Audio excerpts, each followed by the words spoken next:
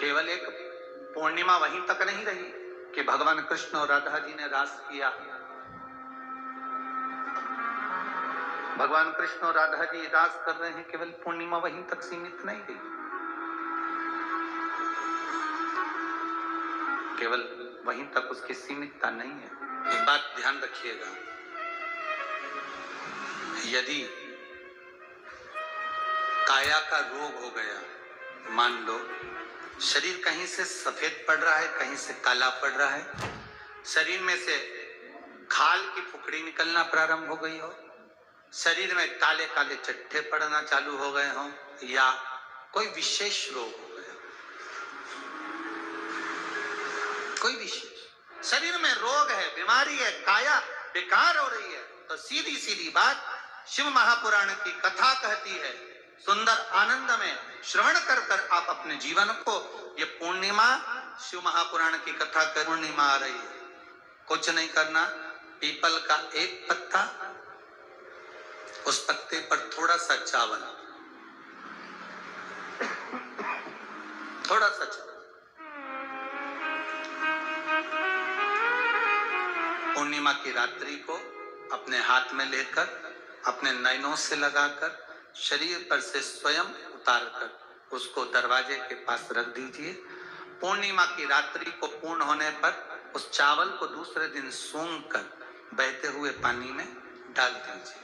महाराज कितने भी रोग से ग्रसित हो गए, पीपल का एक पत्ता 52,000 ब्राह्मण की साक्षी कराता है। महाराज बहुत ध्यान देना, पीपल के वृक्ष में स्वयं नारायण का, मेरे कृष्ण का वास है।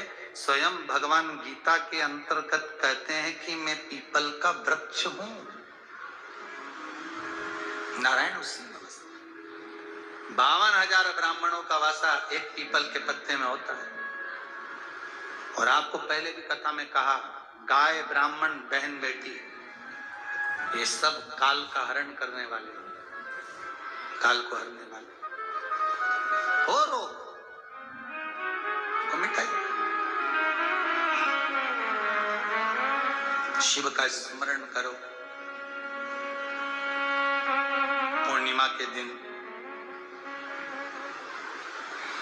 चावल का एक आखा दाना जानते हो, पूरा, खंडित चावल नहीं, कितना चावल, एक दाना चावल अगर शंकर भगवान के शिवलिंग पर समर्पित करिए,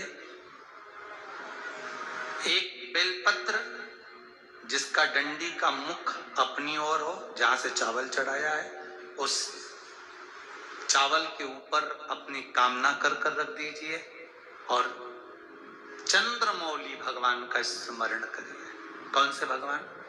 शंकर भगवान का सर्वश्रेष्ठ सुंदर नाम है चंद्रमौली। चंद्रमौली भगवान का स्मरण करिए, अपनी कामना कर कर, बेलपत्र समर्पित कर कर शिव जी पर एक लोटा पानी, एक जल पात्र समर्पित करो, कलश से जल चढ़ा दीजिए, नैनों में वो जल लगाकर अपनी कामना कर कर वापिस घर को आइए। अगली हिमा आएगी, जो कामना करी है मेरा चंद्रमौली भोलेनाथ उसे पूर्ण करेगी। शिव उपासना के लिए जितनी 12 महीने में पूर्णिमा पड़ती है, एक एक पूर्णिमा का व्याख्यान वर्णन करेंगे। आज तो कथा का महत्तम दिवस है, पहला दिवस है, तो हम उसको महत्व समझें कि पूर्णिमा का महत्व क्या है, हम उसका महत्व समझें कि शंकर और चंद्र का रिश्ता क्या है, संबंध क्या है।